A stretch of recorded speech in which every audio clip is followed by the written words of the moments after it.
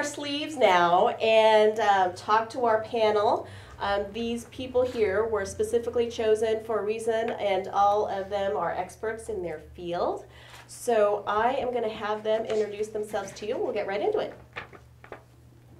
Hi, I'm Carolyn Higgins with Fortune Marketing Company, and I'm the president and founder, and my passion when I started my company almost 5 years ago and today is helping business owners make more sense of their marketing. So I do strategic planning. I help people figure out the who, what, when, where, why, and how of marketing before we ever figure out what tactics we should use. So I'll be answering questions tonight that are very strategic in nature and very much focused on what you should do before you start doing social media. Hey everybody, I'm Stephanie Shatarian. I am the co-owner of Flow Content. We're a creative agency that specializes in copy and video and social media, and we really love to tell stories and help you tell your story. Hello everyone, I'm Alan Königsberg with Agile Search Marketing. I guess I can hold it down here. I don't know, it's the music person that's coming out of me, I guess. But so Agile Search Marketing was founded in 2004, and we specialize in SEO, search engine optimization, and paid advertising for solopreneurs, startups, on up to Fortune 1000 companies. We provide consulting, we provide packaged services as well, and we start out with an awesome strategy plan for that's customized for a business. So that's me. Dina Hanna is part of Agile Search Marketing. She may be here tonight. Not sure. I think I saw her earlier. And then we have just a wide network of people that we work with. So that's Agile Search Marketing. Cindy Paulson here, founder of the Enchanted Woman Network. I help people build influence through networking, speaking, and book publishing. Something that makes my business unique is that I offer speakers stages. All speakers want stages. I have them. Thanks. I'm Bill Davis with Internet Marketing Muscle, and I'm going to make it really brief. I teach people how to do stuff on the internet.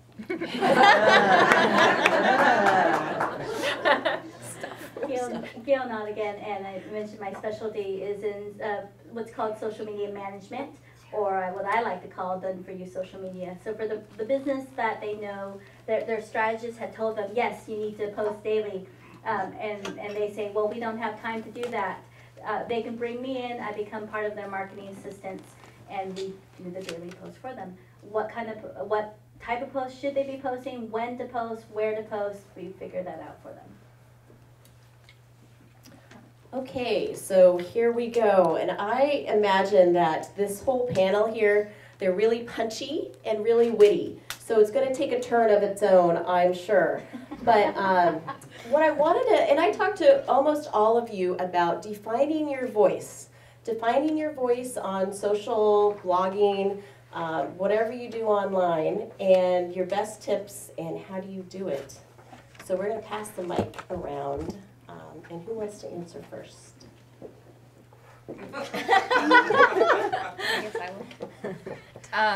So basically, I think it's just about being real. Anybody who knows me and who spent a little bit of time with me knows that I'm pretty real, I guess. And I love to write, so that helps. And my blogging allows me, one of the things I loved about blogging is it allows me to have a voice. So there's the professional Carolyn, and then there's the kind of sassy Carolyn, and I get to kind of bring that out in blogging, and I also get to bring it out in social media. And one of the things that I've learned throughout developing Fortune Marketing Company is people kind of like the sassy Carolyn. And the posts, my sarcastic, I'm a New Yorker, so my sarcastic posts, you know, online are the ones that get the most hits. When I'm real, when I'm true to me, you know, I don't complain too much, you know, I mean, every once in a while I'll put a funny story out there. But I think finding your voice is what Gail was talking about earlier. What's your story? Owning that story and owning your voice and owning just who you are and what you bring to your company and just being genuine. I think another piece of that too that's really helpful when you are being your authentic self and displaying that voice through all of the channels is that you will self-select your customers when you do that. because the people that want to work with you, that are attracted to your voice, are going to come, and the ones that aren't will stay away. That's a good point. Anybody got anything? So I agree with what both Carolyn and Stephanie have said, that it's about being authentic. The internet has shrunk the world, and there's really nowhere to hide. We cannot wear two faces anymore because we're going to be found out. So I maintain just be yourself, and one of the things that Allison and I talked about is that I actually think I started the whole S-bomb, F-bomb wave that's gone through marketing and such. And it's a little embarrassing that it's one of my claims to fame, but you know, it's authentic. I'm a cowgirl at heart. I grew up on a ranch. My dad drove a truck, for Christ's sake. I say shit. So, you know, I'm gonna say it, and I'm not gonna pretend to be someone that I'm not. And it is a filter, because those people who are offended by the fact that I say shit, they're not gonna come, you know, around my stuff, but they're gonna miss a lot because I'm also really deep and profound. So they're gonna miss a really juicy side of me. So I just, like they said, I maintain, you know, just be yourself, because there's nowhere to hide anymore. I'll add to that. It's so funny. I'm one of those people that I'm just like, I shiver at it, and I still love her. If there's more than one person in your company, then there's going to be a little bit more of a process in developing your company culture. But if you're the founder of your company, guess what? You get to set the culture. So you get to set the culture, and if we do recommend, if you have employees, empower your employees. You may want to have some policies in place and some privacy and security things into place. And that might be a situation where you want to bring in someone like an HR attorney or security person so that your company is protected. But as you develop that, then your whole company becomes real, and you're empowering your employees. You get to have them do the social media for you. I was just going to add one thing. So where you run into a situation where you're working with a CEO, say, who doesn't want to express their voice, you know, my advice there, because we run into a lot of that kind of situation, is, you know, find who's going to enable, who's going to achieve within the company, and use, I don't want to use the word use, but, you know, work with the CEO. He's the champion behind it, and he'll really help the people who can enable the voice to happen, you know, from within a company to this big world that we're talking about. Thank you. I think all of those are relevant, and I had a great time talking with Cindy about swear words in stuff. So she's not recommending that if you don't do it, to put it in your blog and put it on social. She's just saying if that's the way you talk normally, then by all means be authentic. So that was May I great. elaborate on that? Sure. We actually, in the Enchanted Woman Facebook group, we had a conversation on this, and as Allison was saying, I did recommend, like, first of all, you don't have to use it in every post. Use it in limited expression, and please don't lead with it, because nobody would walk into a networking group and yell out an expletive to announce themselves as on arrival. You know, don't do it on social media or Facebook either. Use it when people come in and they are a little more acquainted with you, and you have at least, you know, some rapport with them. Thank you. Well, we're going to turn and talk about some techie website stuff, because we have a couple of experts here that can talk about SEO and actually talk about WordPress. Now, I know a lot of you have your website designed on the WordPress platform, or will in the near future. And I want to talk to Bill specifically, because between our conversations, he brought up an interesting point about what you should have on your website, and maybe he can elaborate on some great additions or some functionality that you should have on your website that will allow you to use social media better. Well, that's kind of loaded, because there's a lot that should be on your website. But if we're going to talk about, you know, the very first impression that you make with a visitor is usually with your website, and it's your homepage, usually. Now, that doesn't happen with search engine optimization folks and whatnot, because anybody can get to your website through any page on your website. But let's just, you handed somebody a business card, this is my homepage. What should be on my homepage? Well, if you're a physical business, I'm gonna ask you guys to help me out here. What do you think should be on your homepage? Location. How to contact you? How to contact. What's the #1 way to contact a physical business? Phone. Phone, thank you very much. People leave off their phone number. Why? Do you not want people to call you? You don't use the yellow pages anymore, so they're not going to get your phone number that way. Put your phone number on your website. Put your business name on your website. Put your tagline on your website. Make it very easy for people to contact you in many different ways. Phone number, I can call you. I can email you. I can write you. I can walk down to your store. I can find you on Twitter. I can find you on LinkedIn, Facebook, Google+, Twitter, all the other things that you mentioned earlier, Snapchat, whatever the hell that is. I'm kidding. That's for the kids, right? It's really Yeah. And one thing about Snapchat, messages self-destruct. I'm going to use your word, but I'm going to add something to it. Bullshit. Right? If it's on the internet for a second, it's on there forever. Yep. I could take a screenshot and there it is, posted all over the place. Hey, look, it's Barack Obama saying something stupid. That's going to get around, right? So those are the few things that should be on your website. All Do right. you want to add anything? I would just add that I think a comprehensive approach is really important, and more content is better. So with the recent Hummingbird update that Google came out with, just social now is a huge part of it, and so is content. Okay, you can't So- throw out a term. You have to actually tell Yeah, everybody kind of what that going is.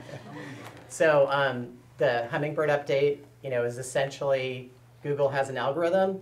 There's about 200 factors in it, and it's those factors that are the core of the rating system for how pages on the internet rank. And the Hummingbird update is the latest update, about 8 months ago, maybe a little bit longer, and essentially it raises up content and social media to a much higher level now. So I can certainly talk about that more, during the Q&A. But what it means as far as the website goes is that content is really, really important. And like Gail was talking about, just consistency is really, really key there. Video Can I too. add? Oh, absolutely.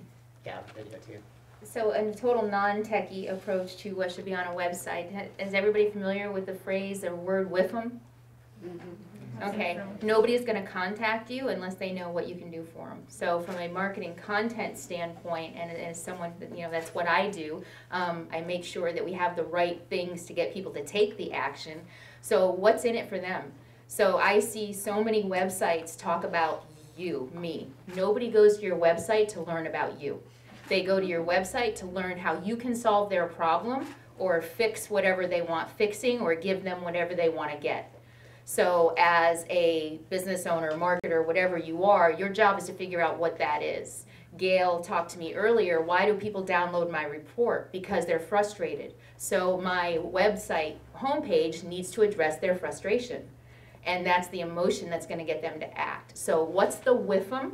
And whether you're doing social media, whether you're doing your website, whatever that is, I want you to know deep in your heart, at your very core, what the whiff'em is for your client. What's in it for me? And that also needs to go on your homepage so that they can be compelled to take the action. Thank you. Does anybody else want to add, or else we'll go to another question? Okay, well, using that with them, what's in it for me? I know a lot of times Gail had mentioned, if you're not a writer and you don't like to blog, what else can you do to put a little bit of yourself and your business and, let's say, a how-to on your website? And Stephanie actually does a lot with not only storytelling, but video marketing, and I want to hand it over to her and have her talk a little bit about video. I told her, watch out for I'm Caroline. the Leo in the group. Was there something specific about video that you were thinking about? Such a broad It is broad. topic. So if I don't like video of myself, what would you suggest we do? Yes, absolutely. Because that's the common question, isn't it? That's my question. If you are uncomfortable in front of the camera, there's a million ways that you can make videos for your business that don't have to have you in front of the camera. You can take a screenshot of a presentation. You can do a collage presentation with images if you've paid for beautiful images already of your product or your service or yourself that you like, that you can do a voiceover behind. You can do the same thing with footage. If you have footage of yourself in action or footage, there's plenty of footage that you can buy from houses that sell stock footage. So there's many, many opportunities for telling stories through video that don't require you to go on camera. And if that seems like too much for you, there are plenty of people you can hire to do it for you. Bill, do you want to add to that? Yeah, I mean, this kind of ties into everything, but you know, content is king, and what's in it for me has to tie into, it has to be built into your content, right? But you know, home pages and websites and whatever can have all sorts of different content on it, right? You could have the written word, which is still the main way of communicating on the web, but there's video, there's you know, there's white papers, there's PDFs, there's audio, there's all sorts of things. So and it doesn't have to, I know you talked about telling your story. Well, it's really the story of your company and how you came to it, and how that, what was the genesis of the company, and why are you doing what you do, and how is it going to help the visitor. So it doesn't have to be a video of you. You could find somebody in your company who's, you know, really good at being in front of a camera and use that person. You know, there are lots of, I can't think of any right now, but there are lots of companies that have, you know, a face that really isn't associated with the company.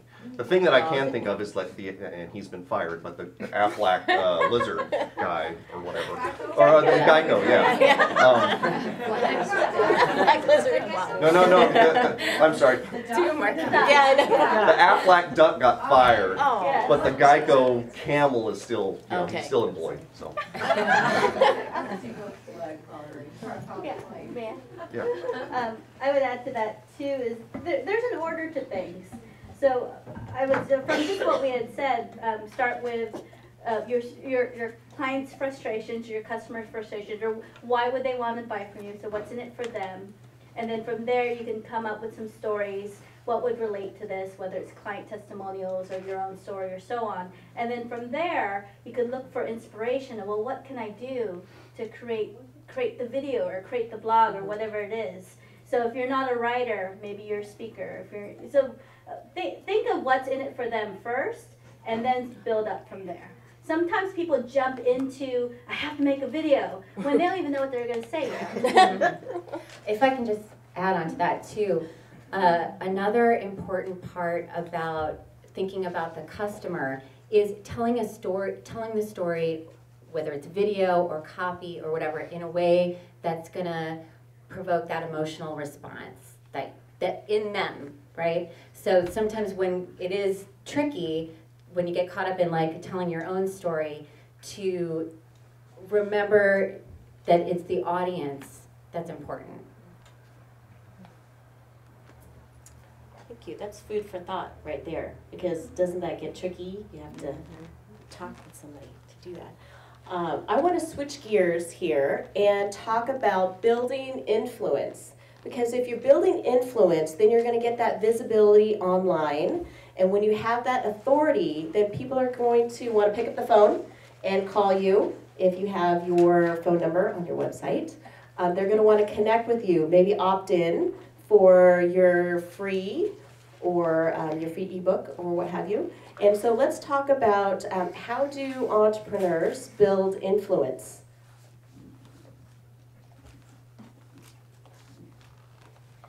Start by being out there, by being consistent, by showing up. That means physically and online. Find your groups, the places where you fit, the groups where your target markets hang out, and be a face that is constantly seen. That now, Gail talked about the fusion and bringing the old school world, traditional world together with social media. We went through a big social media phase and people were forgetting about the physical presence that is still very relevant. And now with all the changes that have been made to social media, it's become even more relevant yet again. So the number one thing is to be out there, know who you are, what you do, and how it helps, and be, as Katarina Rando says, loud and proud about that. Be consistent, find your groups, and show up. When you have that visibility, it turns automatically to credibility. Quick story, a gal in my networking group, she came and it was her very first time networking. She said she didn't know what to do, and one of my lifelong friends just whispered in her ear, "Keep coming." So she didn't know why, but she did, and then just by her showing up, her face being there constantly, people started to build trust. Then they started going up and talking to her, asking her about who she is and such. It took 4 to 5 months before this magic happened, and now she's got business going all the time. Be consistent, show up, get the visibility, it turns to credibility, and then to profitability. I'll just add to that. I think that you can actually gain influence by hanging out with people who are already influential. You know, I'm gaining something here just by being in their presence. You know, they're influential in their market or in their niche or whatever, and I think it physically rubs off. I really do. You know, if you hang out with people who are like up here and that's where you want to be, that's the thing to do. And you'll also build your influence through your networking as you're connecting people and showing how connected and influential you are, and through your content. Because we talked a lot about stories, but we can also share about how-tos, how to decide whether this service provider is the best service provider for you or not. So you can use content to build your credibility and your influence as well. So Alan, maybe this is directed more towards you. Will social media improve my visibility online? The short answer is yes. The long answer is that just being present on social media won't. So it's a two-pronged approach that you have to take. In order to gain search engine visibility, you, number one, have to get on the social media channels. And Google Plus is a key one, since it's a Google property. And I was just talking with someone today who said, you know, why Google Plus? What is this thing? How is it relevant? You know, so, you know, those are good questions. I think it is very relevant, and it's a Google property, so don't ignore it, and it is going to get big over time is my prediction, and I think others on the panel would agree. So engagement is the other part of the equation. So it's really important to be on, but also to look at statistics. There are statistics. There is numbers, metrics that you can look at that measure engagement. So it's important to do that. It's being built into SEO tools now, which I love. So I can go to one place and I can see, you know, the social media signal, what's going on. So anyway, that would be my answer. You talked. Oh, go ahead. Yeah. You know, we talked about content and how it's really important, and that's how you get ranked, and that's how you build influence and that kind of thing. But more importantly than the actual post, and this is going to probably cause some problems up here. But, I'm ready. More important. With all the women. What are you going to say? We're way out there.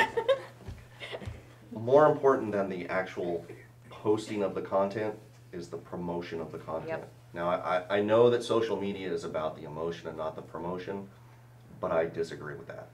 Because you are, when you first start out, you're going to be the only one tooting your own horn. Yep. Nobody else is going to do it for you.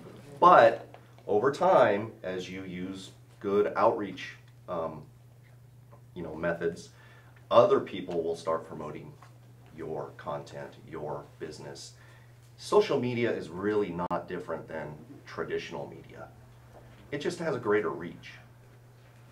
But the bonds you build in social media aren't necessarily as good as the bonds you build in person. They're not as strong, but there's a lot more of them. Where else can you go, and I'm talking about Facebook right now, where else can you go where you can potentially reach 1 billion people? Nowhere. You can't do that in person. So just think about that when you're thinking about social media.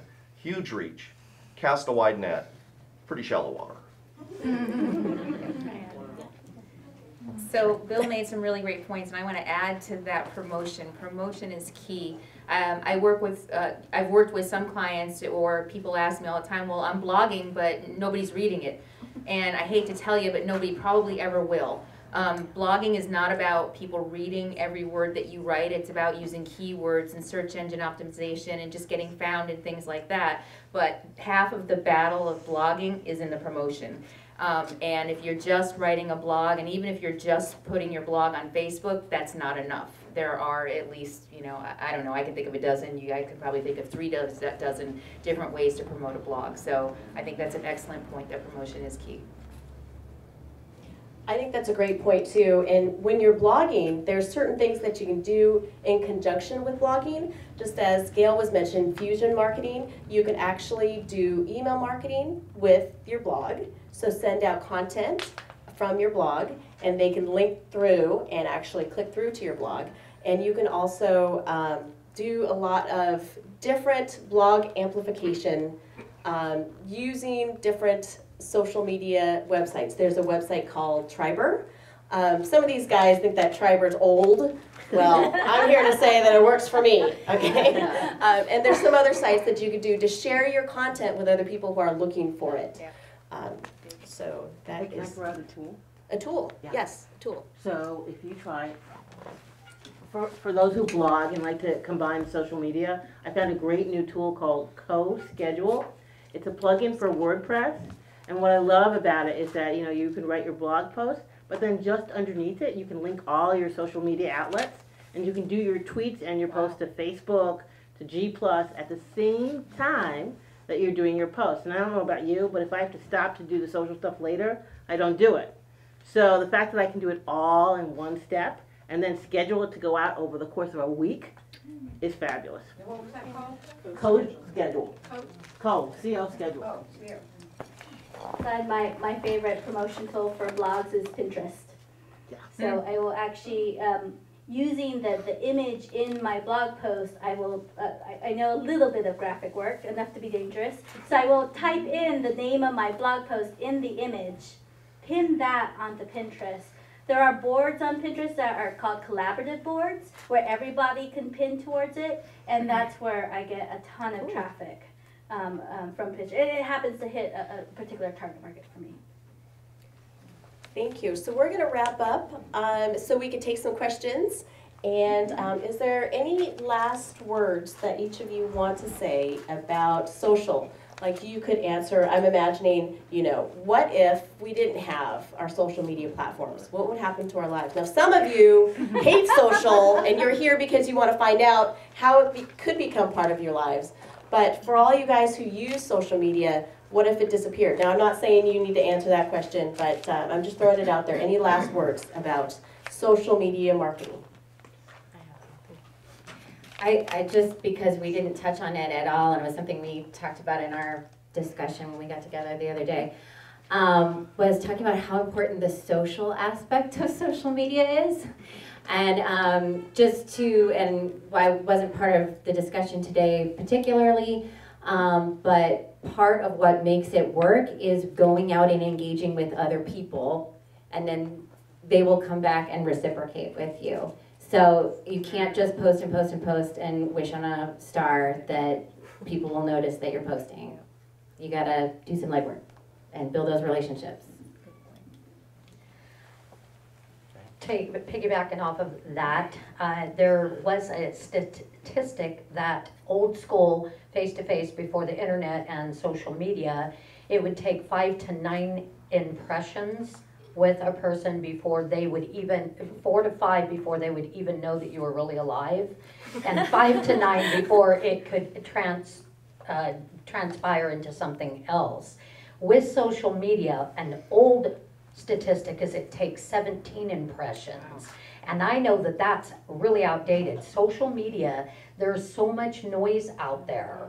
And so the engagement gets you in under the noise. I have a Facebook group, and I would say that probably less than 5% actively engage in that group. The rest of them are drive-by posters that use it as a promotional wall. And so it is really important to get those impressions. If all you're doing is posting and promoting, then you're never going to get those 17 or however many it is now real impressions that you need. You get those when you engage. I don't care if it's social media, networking, or what you're doing. People are at the heart of everything we do. People become our partners. People build our teams. People become our clients. And at the heart of all of this is still a real relationship. I'll just add, give a lot more than you get in social media. I would say by a factor of 4 times. So that means if you're going to post 10 things, let's just use Twitter, if you're going to make 10 tweets, make 8 of those about something other than your business. And make only 2 about your business. And on top of that, you need to engage with other people and you know, retweet their stuff, or you know, make mention of their tweets. And Facebook's a better example. Make sure that you're sharing and liking and engaging with other people a lot more than you're just broadcasting, hey, I'm out here, look at me. When they cry, they buy.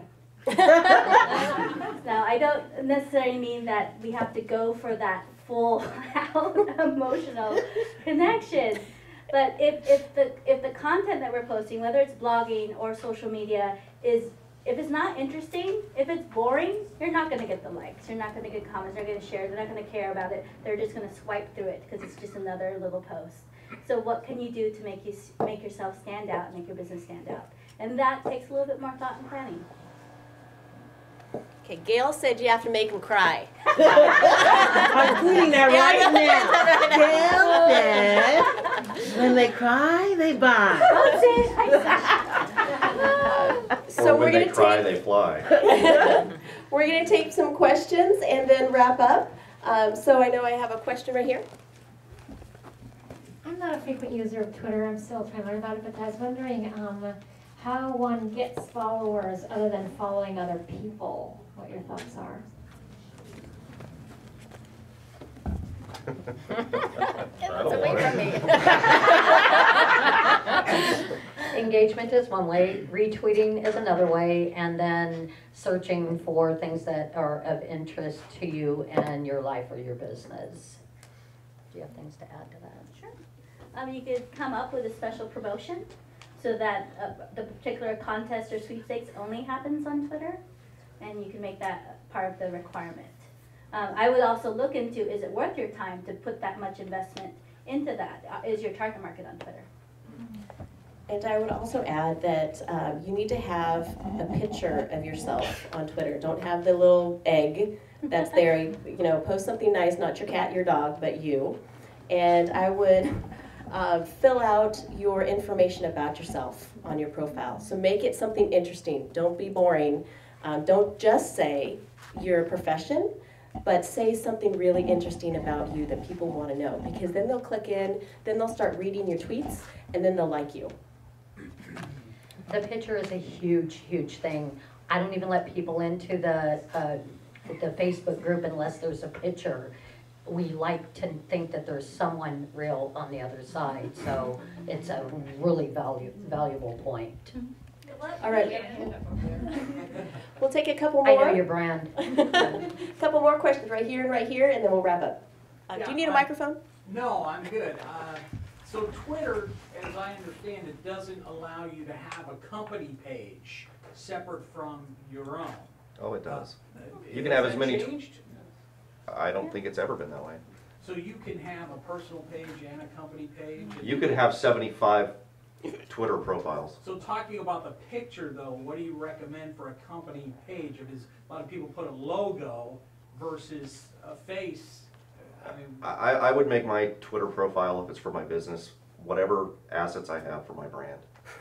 Whatever I put on my flyers, whatever I put on my brochures, whatever I put on my Facebook page, that's what I'm getting. Everything has to be consistent, because what people want is they want to know that that you're the same guy that I saw on Facebook is on Twitter, and now you're really cool.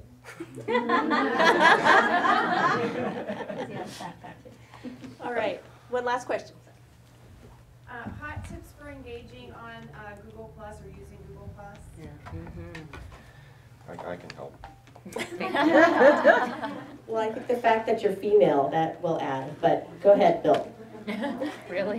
What I've seen in my experience with Google Plus is that long, thought out, carefully constructed